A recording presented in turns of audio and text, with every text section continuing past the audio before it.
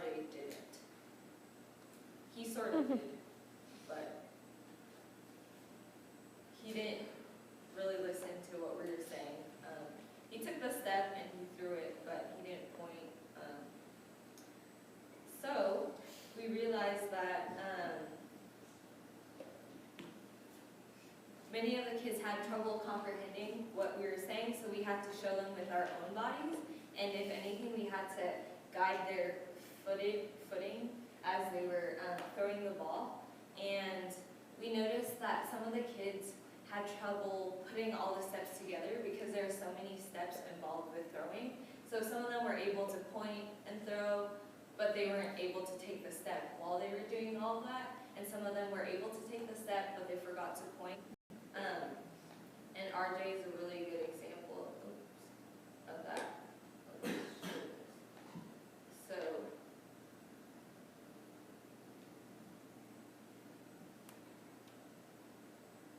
and he forgets that he was supposed to point. So for day 3, we used tape to help them focus on to figure it out after a few times of practice. Whoa. And then he tries again.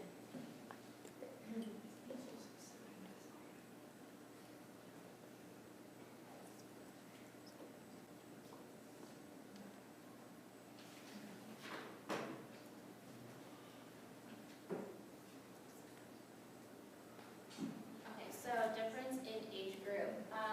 There was actually really clear difference between the 3-year-olds and the 4 and the 5-year-olds. We think that it's because from about 2 to 5 to 2 and 6, they're in the over-exclusive stage. So they're only able to attend to one thing at a time. And with the overhand throw, we were going over so many steps, and those steps are all synchronized. So they really had to concentrate. And the 3-year-olds, it was really difficult. It was difficult following all the steps, and then like once we finally got them to, if they were able to do it, they would forget after their first one. And then there was a slight advancement towards elementary stage, but that included way more involvement with like actually physically moving them versus any verbal cues. So I have a really good example back for the 3-year-olds. This is Joshua. He just didn't get it like at all. It was just like an overload of information for him. He was so confused. We were trying to get like point to aim, trying to get like hip rotation, and he didn't even understand the pointing. He could point his finger. He couldn't point his finger. Yeah, Maybe he would like grab his hand like.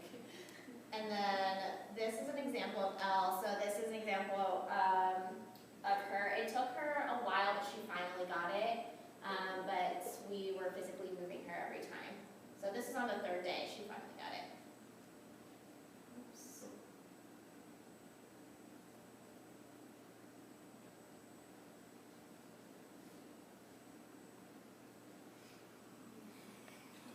You can see she like loses balance a couple of times, but she regains and she gets it, kind of. Okay, and then with the 4-year-olds, there's just that clear advancement and being able to understand. We were able to use more verbal cues. We still moved them, like on the 2nd day and everything, but on the 3rd day, they pretty much were able to get it on their own. So,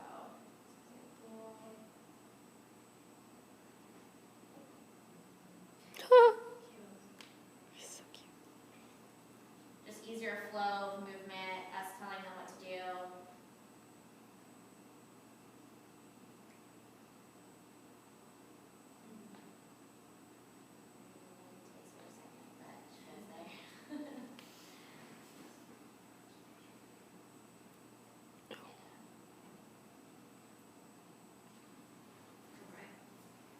So there were, as everybody saw, some differences in gender. Males tended to have greater muscle mass and slightly longer forearms, which can contribute to their overhand throwing skills. But the girls were a little more focused, it seemed, though they seemed to underperform and then eventually lose interest. We thought that perhaps that had something to do with how a lot of the boys are more interested in playing overhand baseball is like right up their alley, and girls weren't as much interested in coming over, despite us being a group of girls, and I managed to get a lot of the little boys to come in front of us. So it was a challenge to hold the girls' interest. And our last day participation was kind of striking a difference between 7 women to us and 2 ladies. But we had a good time with them.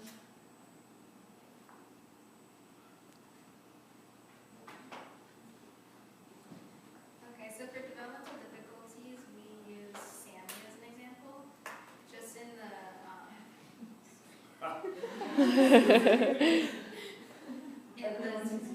short video, you can see that she has all of the developmental difficulties.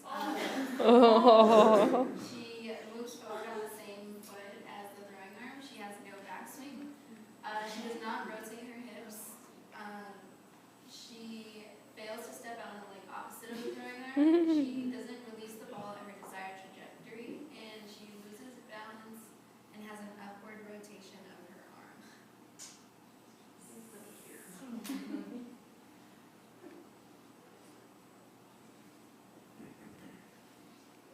Okay, so similarities and differences with twins. We videotaped both the twins every day. I don't really know what we thought we were going to find, but it actually became really interesting. For the boys, it could be due to their age, but also too they were together the whole time. They were never separated. So they just wanted to have fun. They didn't really listen to much instruction. It was a little much for them. But they had a good time. You can see, every time, we were trying to get them to throw together so that we could get them both on videotape together, it didn't work. So for RJ and Grayson, this was where it got kind of interesting. So we noticed throughout all the groups that went, Grayson excelled better than the rest of the kids. But for our group, it was a little different. She did have that natural skill, but she didn't really improve.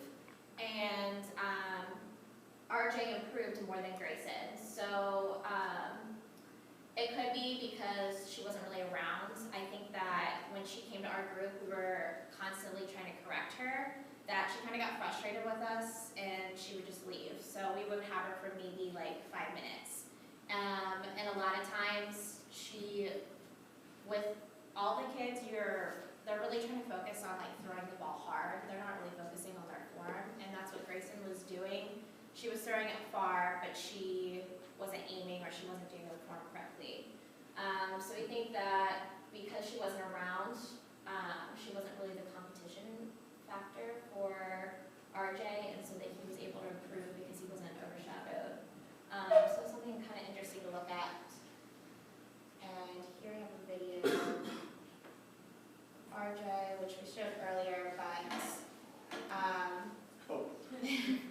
here we're correcting him, telling him what he did wrong, and he gets a ball back, does it again. Another thing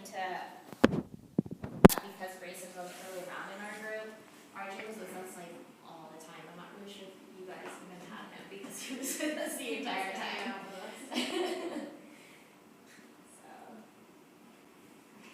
So some things that worked, vocal cues, if we had one of us stationed in front of them or a couple people around, it was point to Jess or point to Irene. So we also had a lot of the 3-year-olds when we first handed them the ball, they didn't actually know which hand they were about to throw with. So they would change hands or they kind of didn't know what they were doing. So I thought to ask them, hey, which hand do you color with? Or what hand are you going to draw me a picture with? And tended to figure out their dominant hand a little bit. We also had throwing directly to someone, which would involve having force and following through. We included tape as markers when we couldn't get them to just verbally listen to us, having them, go from a kind of diagonal position to taking a step forward. So we had X marks for their feet and the stance that they would start in, and the line is where they wanted to stamp their foot on if they were moving forward and following through as we hoped they would. The pointing was good for their balance and aim. We had a lot of us demonstrating that seemed to help It really helped when we started physically moving them, and especially with the 3-year-olds, like Elle, like working through the movement because their bodies are kind of confused in space right now. So we had like us genuinely moving their feet for them. Practicing was important. As you can see, RJ stayed with us for a long period of time and seemed to improve the quickest. And I thought one of the most important things was knowing their names. I think I had a little bit of a benefit, and our group might have benefited from my having worked in the ECLC before, so I knew all the kids and I could grab their attention and kind of get them to look at me by addressing them by their names, and so that was nice. So what worked with the 3-year-olds, as we said, is there was a lot of, this is Elle on her first day, kind of initially. Oh, how did I do it? How did I do that? Hey, I don't know what to do. What am I trying to do? Slow down? Okay, so Elle, that's her initial first day movement, and then by the second day after we had physically moved her and shown her how the last day. Yeah. Okay, this is Elle on the first day, and then the second is Elle on the last day after we had physically moved her and put down some tape and kind of given some more easily understood It's okay, just leave it. verbal instruction.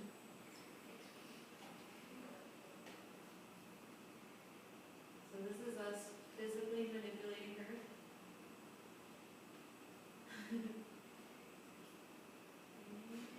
Oh, You can see her brain was. she's trying so hard. Oh. She's like, no, I can't see my. Oh. Makes you want to have playtime. Yeah. No.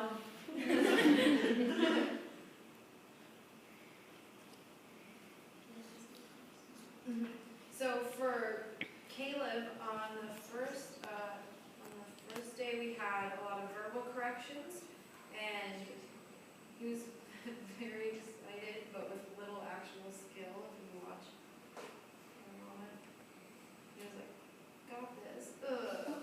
Everywhere, the ball went into the sky. By the last day, after showing him a lot of our cues and physically manipulating him and actually maintaining his attention, there was a great deal of improvement with tape and instruction. Woo.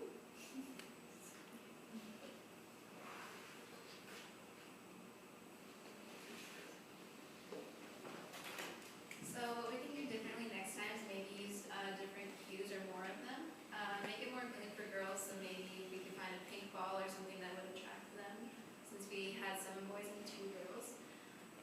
Maybe verbally explain things better, instead of breaking things up step by step, incorporating all the moves together. Being more forceful with moving them ourselves. Looking back at the videos, they had a lot of improvement when we did this, and we think it may be because they're not used to standing diagonally from the target, so it's a new idea to them. Maybe creating a different strategy for